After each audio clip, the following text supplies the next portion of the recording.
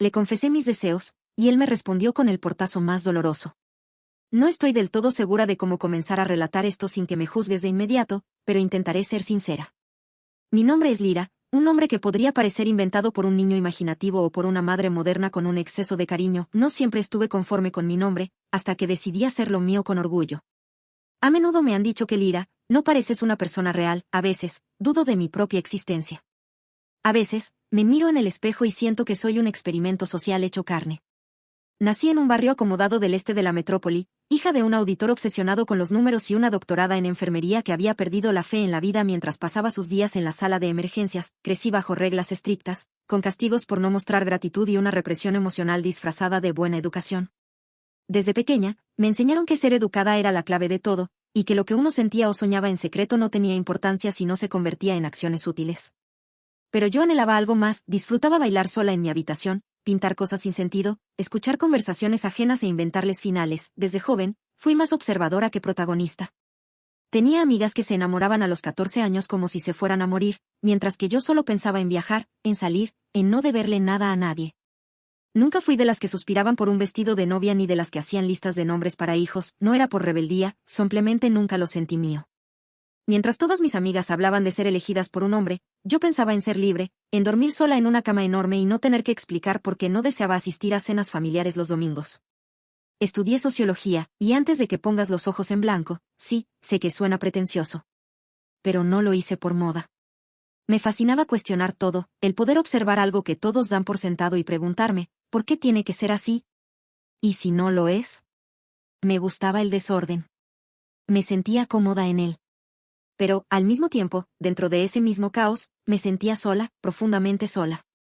No supe hasta más tarde que esa soledad sería el hilo que me acompañaría en cada decisión que tomara, especialmente en lo que tenía que ver con el amor. No era una mujer promiscua, pero sí era una mujer sin miedo a irse. Me marchaba si me aburría, me iba si me herían, y hasta me marchaba si todo estaba bien pero no me sentía viva. Nunca supe mantener algo que se volvía predecible. Mi corazón era como un fósforo, ardía intensamente durante unos segundos y luego se apagaba. A mis 26 años, ya había residido en 4 ciudades diferentes, trabajado en cafeterías, librerías, editoriales, y tenía un blog personal con más cicatrices que anécdotas. Conocí a hombres que me prometieron el cielo y a otros que ni siquiera supieron decir adiós. Yo también herí. No siempre fui la víctima. También fui cobarde, también fui cruel, aunque sin intención. Tenía una relación muy ambigua con la idea del amor. Me encantaba la pasión, el inicio, el fuego, pero el después me parecía una jaula invisible. Las reglas tácitas. Los límites, las expectativas. Las promesas. ¿Por qué el amor tenía que doler cuando ya no era novedad? Mis relaciones siempre terminaban igual, alguien quería más y yo ya quería menos. Hasta que apareció Javier. Era amigo de una amiga. La primera vez que lo vi fue en una clase de pilates a la que asistí obligada porque mi espalda me dolía y mi terapeuta decía que tenía que centrarme. ¡Qué ironía! Nunca me sentí más fuera de lugar que estirando el cuerpo entre extraños con aroma a aceites esenciales. Javier llegó tarde, se colocó en la colchoneta de al lado. Me sonrió sin decir nada. Tenía una expresión tranquila, pero no pasiva, como alguien que ya había visto suficiente y no necesitaba demostrarlo. Al terminar la clase, salió antes que todos. Pero en la puerta, se detuvo y me esperó. Me dijo: ¿Primera vez? Te quejaste en todas las posturas. Yo reí. Me cayó bien. Me cayó fácilmente bien. Tenía esa mezcla entre seguridad sin arrogancia y una forma de hablar que no buscaba impresionar. A la semana, mi amiga me escribió y me dijo que él había preguntado por mí. No me sentí acosada. Me sentí curiosa, respondí. Intercambiamos números. Mensajes, memes, tonterías. Javier no me presionó, no me persiguió. No me deslumbró. Me interesó, que para mí era mucho más difícil. Era científico marino. Viajaba con frecuencia, pero no como yo. Su trabajo era más estructurado, congresos, estudios, conservación, amaba los tiburones, el silencio y hacer pan casero los domingos. Era el tipo de hombre que jamás pensé que podría gustarme. Y, sin embargo, 2 meses después, ya estábamos caminando tomados de la mano por calles donde jamás me sentí tentada de escapar. Con él no tuve que construir una versión encantadora de mí misma. Le mostré mi caos, mi lado cínico, mis preguntas sin respuesta, mis miedos más ridículos. Y él no salió corriendo, tampoco quiso arreglarme. Solo me observaba. Como si yo fuera una especie rara que no había catalogado aún, pero que le gustaba estudiar. Por primera vez, pensé, quizás pueda quedarme. No sabía entonces que eso mismo, esa posibilidad de quedarme, sería también lo que más me dolería perder. Estar con Javier era como escuchar una canción que no conocías, pero sabías que ibas a amar desde el primer acorde, todo era tan natural que dolía de tan fácil. Su compañía era tranquila, pero jamás aburrida. Tenía una forma de decir mi nombre que me hacía sentir como si nunca antes lo hubieran pronunciado bien, leía mis silencios como si fueran subtítulos visibles. No necesitábamos hablarnos mucho para entendernos. Pasábamos horas en la cocina, cocinando sin receta, o en la cama, mirando documentales absurdos y riéndonos por cualquier cosa. Cuando hacíamos el amor, no era algo mecánico ni predecible. No era sexo, era algo más. Una especie de danza coreografiada por años que nunca habíamos vivido, pero que nuestros cuerpos sabían de memoria. Yo nunca había vivido con alguien más de 3 noches seguidas, siempre había tenido mi espacio, mi escapatoria lista, mi maleta sin deshacer. Pero con Javier fue distinto. Me fui quedando, primero una muda de ropa. Luego el cepillo de dientes. Luego los libros, hasta que un día desperté y supe que ya no vivía en mi apartamento. Vivía en el suyo. O, mejor dicho, en el nuestro, y lo extraño es que no me asustaba.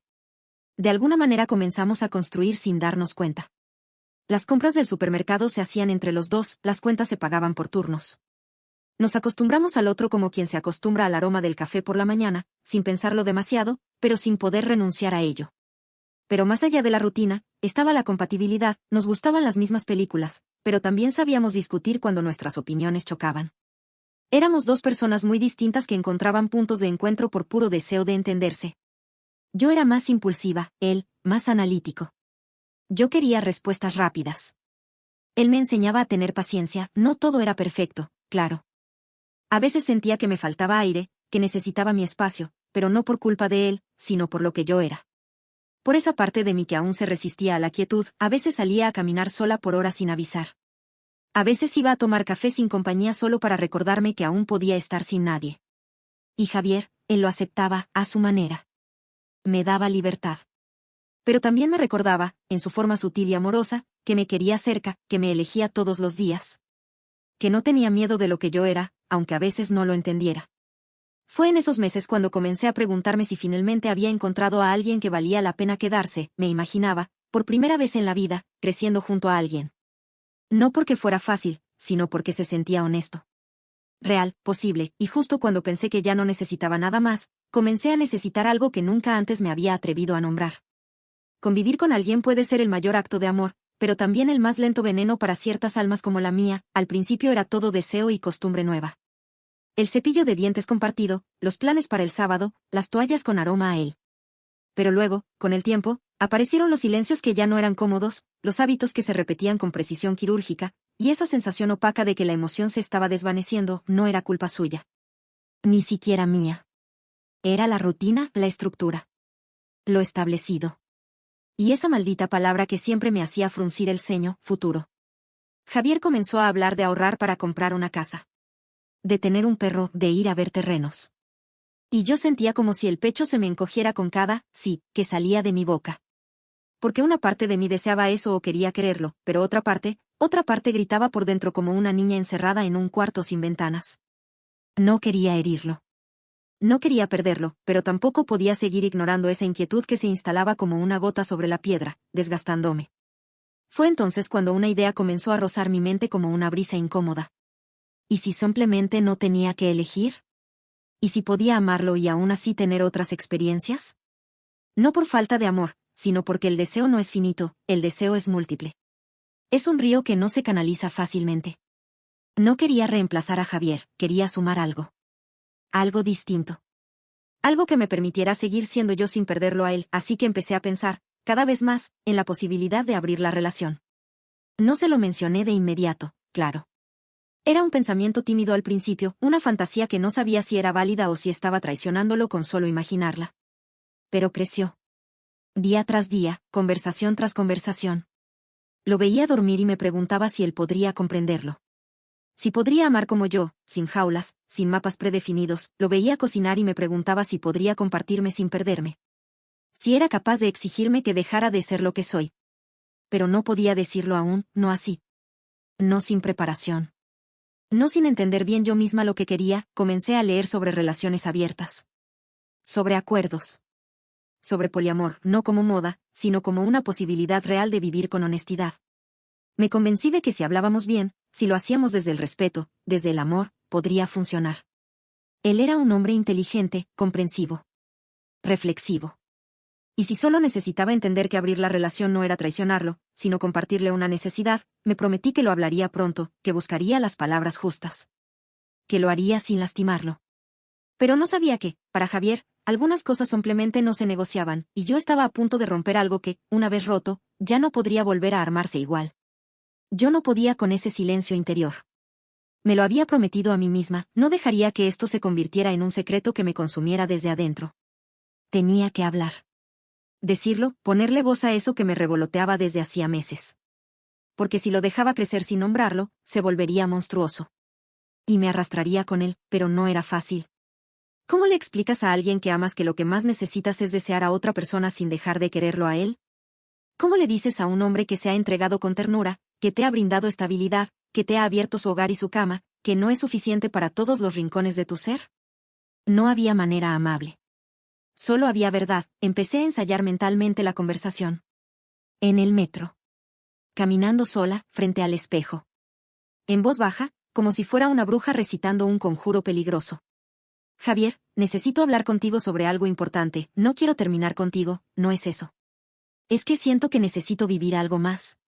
Con vos, pero también sin vos, al mismo tiempo. Pero la verdad no se ensaya. Se lanza, y mientras esa conversación me daba vueltas en la cabeza como un remolino, mis días con él se volvieron extraños. No tensos. No violentos, pero sí, filtrados. Como si viviera con un vidrio empañado entre nosotros. Él no sospechaba nada, seguía siendo el mismo Javier de siempre.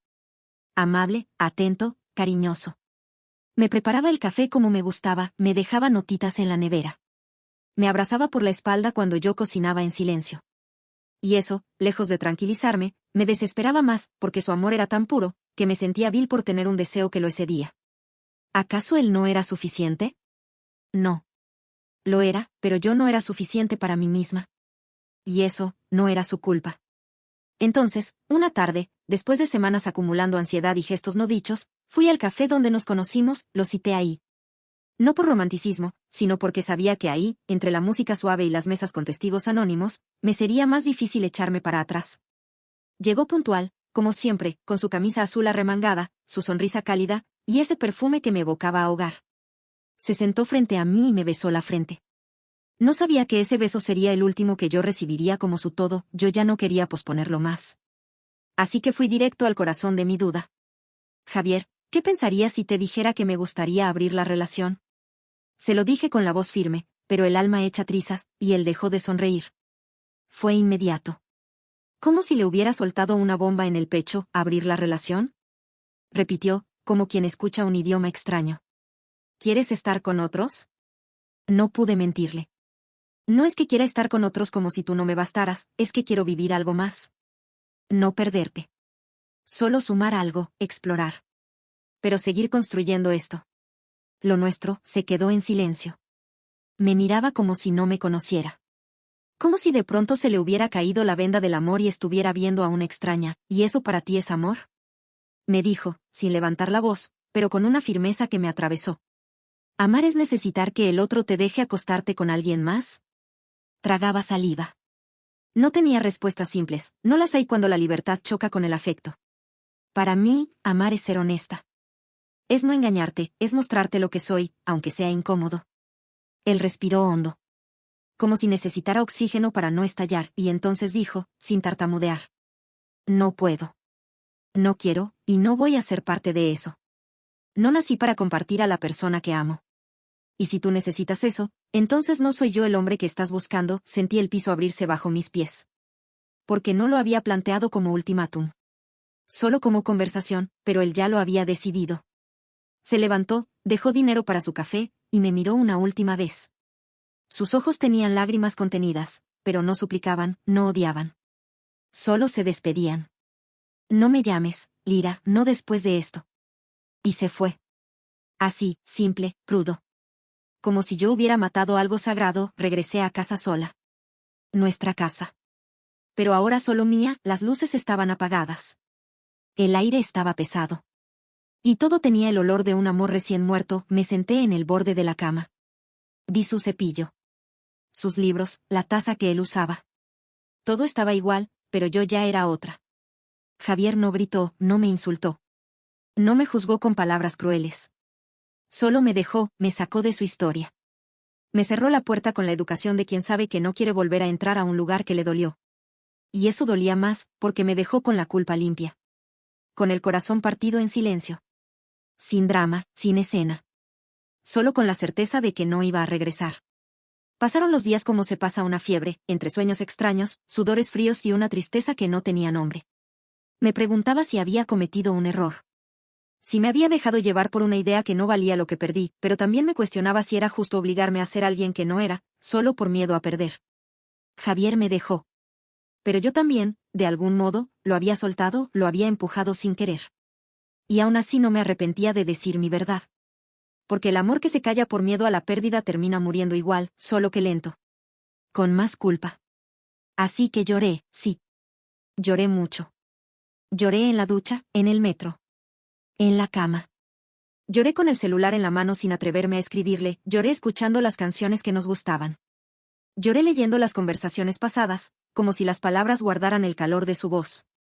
Pero también empecé a escucharme, a entender que lo que pedí no fue traición, fue autenticidad. Que amar no es aferrarse. Que hay amores que no soportan ciertos vuelos. Javier no era el malo.